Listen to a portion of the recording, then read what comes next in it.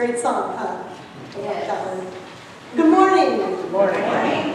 The Forgy Family Classic Movie Series for the summer continues, so please watch the video screen for a moment.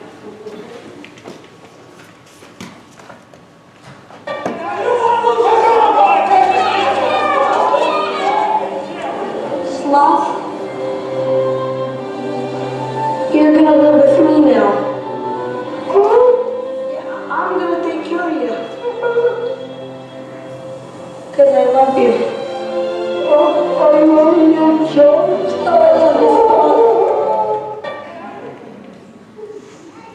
So this scene, if you haven't seen the movie Goonies, it may not make very much sense. And if you have seen the movie Goonies, well, it doesn't make much sense either, does it? Let's be real. Chunk and Sloth. A couple of the best names ever. Let's start with that. They're so different. I mean, so much so it doesn't even need to be said, does it? Sweet, sheltered kid from the suburbs meets man born with extreme birth defects that's been living with a cartoon villain evil family that's kept him chained up and starving. When they first meet, Chunk is terrified, of course. And at the end of the movie, Chunk vows to bring him into his family. Even in a story, how can people this different be reconciled together as family? Well, grace and peace to you from God our Creator and Jesus Christ our Reconciler. Amen. So Chunk and Sloth are so different that reconciliation seems impossible. But they're both human. How different then is God from us? We're created in their image, but we are definitely not God. That distance is beyond anything that our brains can even comprehend. And we humans, oh, we're good at different, aren't we? We're not good at it in the best ways, though. We love it. We embrace it with outright glee. For example, Giants fans versus... Oh, I was thinking everybody else, really. Country music versus pop fans. Team Edward versus Team Jacob. Coke versus Pepsi. One of my personal favorites, Chicago Theological Seminary versus, say, Luther.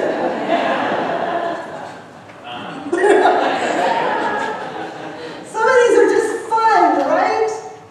But what about when they're not? What about conservatives and liberals? What about CNN versus Fox? What about light-skinned versus dark-skinned? Latino immigrant versus European immigrant? What about sleeping on a bed versus sleeping on the street? Sick or healthy? College educated versus trade school educated? Poor versus rich? My family versus your family? Yeah. We love our differences. And sometimes that enjoyment is surface and all in good fun. And sometimes we embrace it as our core. Sometimes we look at those differences as our birthright. This is me and mine, and that is that. But God does something else. Something radical, even. He sees our incredible otherness, and God decides to love that otherness. And not only that, but Paul writes that God was reconciled to us while we were God's enemies. Enemies. An enemy actively works against another person. And yet, it is when we, you and I, are actively actively working against God's purposes that Jesus loves us and dies for us. Jesus refuses to enter into us and them. Jesus says, we. And then Jesus proves that commitment to we through his death. Maybe that should be the end of it, right? It's already radical. It's already shocking. Really, it seems a little bit nuts, doesn't it? Jesus walks into enemy territory. He says, no more division, and he knows he's going to be killed on sight for it. It sounds pretty futile. Was it a useless gesture? Jesus laying his life down for God's enemies? It may be obvious by the fact that I'm standing up here that my answer to the uselessness of it is a hard no. And with Paul, I'm also very willing to argue that it isn't the end of the conversation. In fact, Paul goes on to say that we are reconciled by Jesus' death to God, but that we are saved by Jesus' life. Now, if you'd like to have a conversation about all the cool, twisty turns of thought that are in that, well, I'm your girl. Meet me at my Starbucks office anytime. But, as much as I would enjoy that, I think the reality of this statement is just a lot simpler. I think the point is that God is at peace with us. But Jesus gives us clues during his life of how to live into that peace and what God's vision of that peace looks like for us. Jesus tells us a lot of ways to do that. But there's one way that he says is the very first, and that no way is greater. He says, love your neighbor as yourself. We've heard this. We've heard this a lot, right? And we hear it in a specific way that's influenced by where we were born and where we live. Independent individualism, sense of self, is a very highly valued thing in our culture. And I think sometimes this love your neighbors as yourself passage trips people up because of that. In fact, I even heard in a group this past week, sometimes I hate myself. Why would God want me to look at others like that? But I would suggest that this is not how we should look at this statement. Jesus, after all, was not speaking to a person with our values of individualism. In fact, he was even quoting a much more ancient text, Leviticus, of all things. And Leviticus 19:18 in Hebrew reads, do not bear grudges against other tribes, but love your neighbors as if they are yourselves. Not singular, plural. Love your neighbor as yourselves. Love people of a neighboring tribe as if they're your tribe. Love the people next door as if they're the people living in your house. Wait, what? Who says I have to be responsible for the people who live on either side of me like I am for my family? Well, I admit one side is pretty easy. They are actually church family. But the other side, who are those people? They're not unfriendly, but they are not family. But Jesus says, love the people that are not family as if they are your family. Care for the people that are not in your tribe as if they are the people in your tribe. If you're a Giants fan, love the non-Giants fans as if they are. Love the Buddhists as if they're Lutherans. Love the Colombian or the Syrian as if they're American. This is the first, foremost, greatest commandment according to Jesus Christ. I would say, and maybe this is too bold, and if it is, please forgive me, culture is experiencing a descent into protective tribalism. Divisions, angry divisions, seem to characterize our discourse. I'm not talking about disagreements. I'm not even talking about criticism. Because healthy disagreements and vigorous criticism, conversations are one way we progress, not only as individual people, but as a culture. It's good. But that's not what I'm seeing. I'm seeing that we are on this hamster wheel of vilifying those who disagree.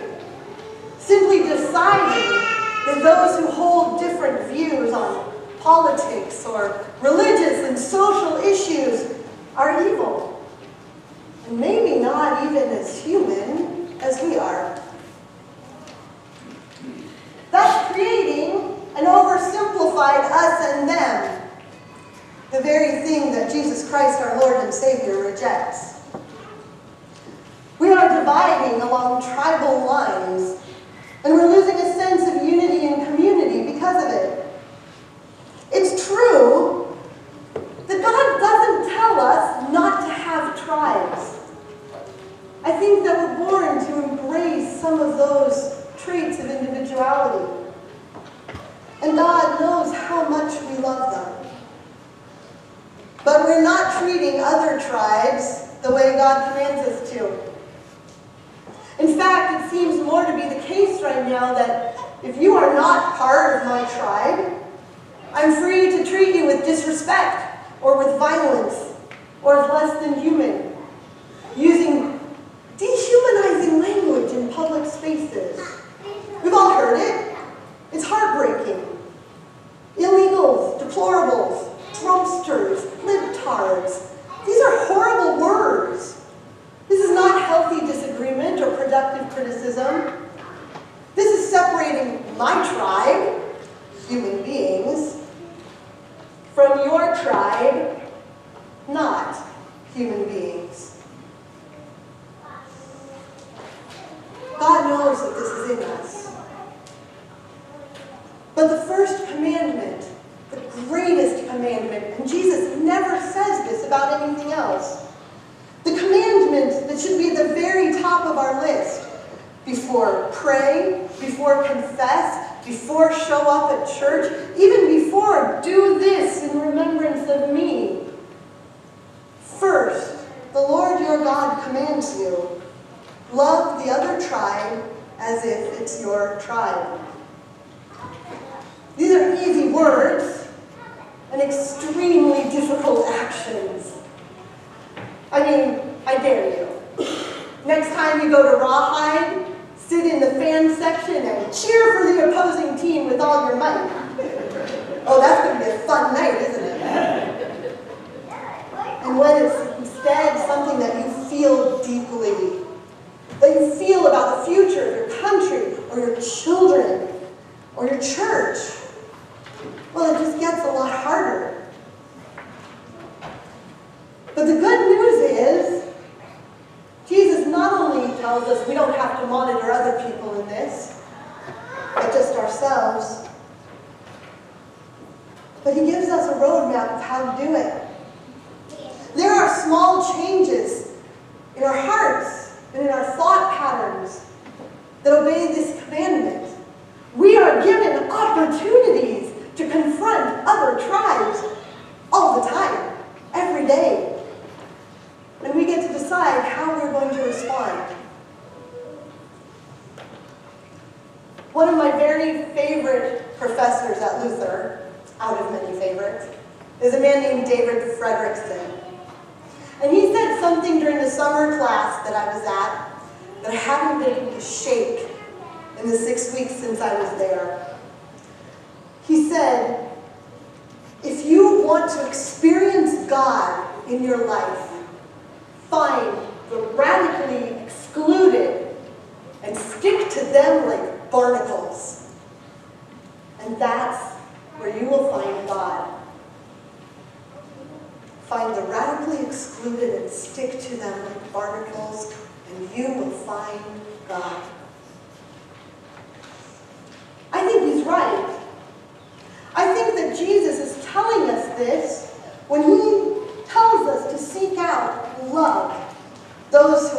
outside of our tribe. He echoes it when he tells us that when we feed the hungry or clothe the naked or care for the sick, that we are doing all of those things to him. And that is how we can encounter Jesus. When we treat those outside our family like they are family, we will find God. And we want that, right? How many of us have struggled with moments and seasons where God has seemed distant from us? How many of us want desperately to have a closer relationship with Jesus Christ? And here, right here, Jesus gives us a roadmap with a great big giant X on the treasure. Find the excluded. Find the ones outside your tribe. Love them, and you will find God. A promise with no conditions on it. Here I am, says Jesus. Come and love me. Reconciliation.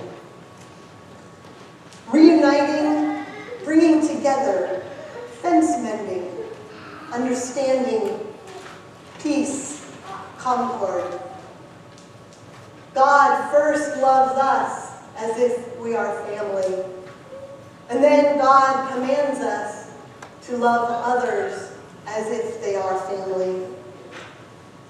With that command comes a promise that when we do, we will find and experience God. And this is my deepest prayer, that the desire for that experience may be the deepest desire of all of our hearts. Amen.